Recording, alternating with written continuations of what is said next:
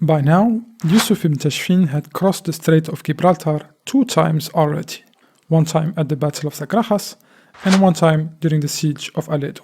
And if you haven't watched these episodes yet, it is important that you do to understand the events that we will be discussing now.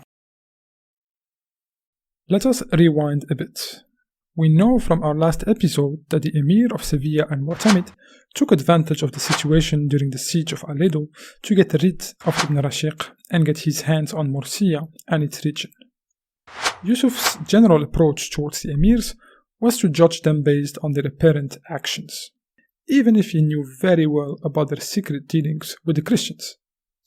His goal was to make their treachery visible to the general public, so that he could use that as a clear and acceptable evidence for the time when he would eventually overthrow them. He would get such an opportunity in 1090, when he decides to siege the city of Toledo. Not only did the Emirs not welcome him on his third intervention in Iberia, they outright abstained from joining the siege efforts. Yusuf, realizing the situation could backfire on him, lifts the siege. At this point, it was pretty clear that the only solution left for Yusuf was to take over from the corrupt Emirs. But again, this is not something that he took lightly. He gave the Emirs all the benefit of the doubt that one could possibly give, until it became impossible to object to the scholars' clear verdict.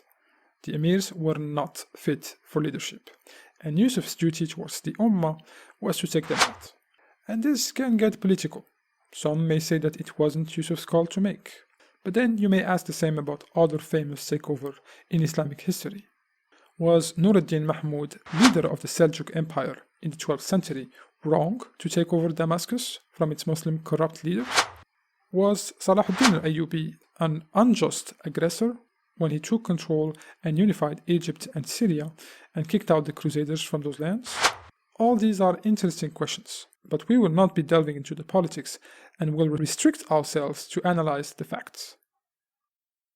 And the facts are that Yusuf was not going to do anything until he was absolutely certain that what he would do would benefit the Muslim Ummah and was in line with Islamic rulings.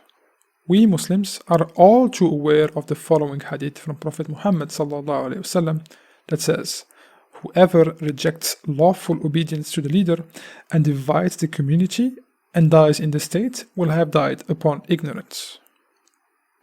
And Yusuf admirably and humbly demonstrated his awareness of these rulings.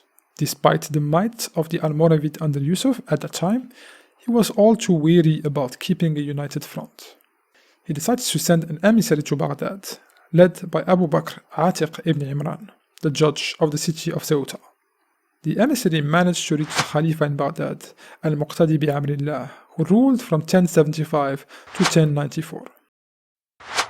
However, on his return from Baghdad, he was killed in Alexandria in 1091 by the leader of the Fatimid Shia dynasty that controlled most of Egypt. Shortly after, Al-Muqtadi bi Amrillah dies and is succeeded by his 16-year-old son Al-Mustasir. Yusuf sends another embassy to him along with lavish gifts, and a letter where he describes their military successes in Iberia. This second embassy was led by Muhammad ibn al-Arabi and son, and was instrumental in propagating the news about the Almoravids' role in retaking territory in Iberia, pushing back the Crusaders. They even went on a pilgrimage to Mecca to pray and supplicate for the Almoravids, and prayed in the prophetic mosque in Al-Madinah al-Munawwara.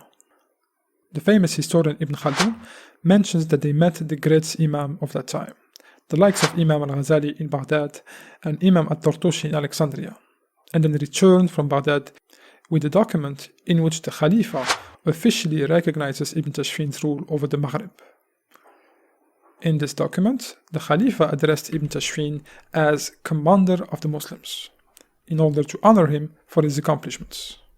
But most importantly, this second embassy to Baghdad gave Yusuf Ibn Tashfin all the legal rulings that he needed, most notably from Imam Al-Ghazali and Imam At-Turtushi, to depose the corrupt Muslim Emirs of Spain. We still have today the full letter from Imam At-Turtushi sent to Yusuf, where the Imam gives his advice on being a just ruler, advice taken from the Quran and the numerous prophetic ahadith. He opens his letter with Surah Sa'd, verse 26 from the Holy Quran.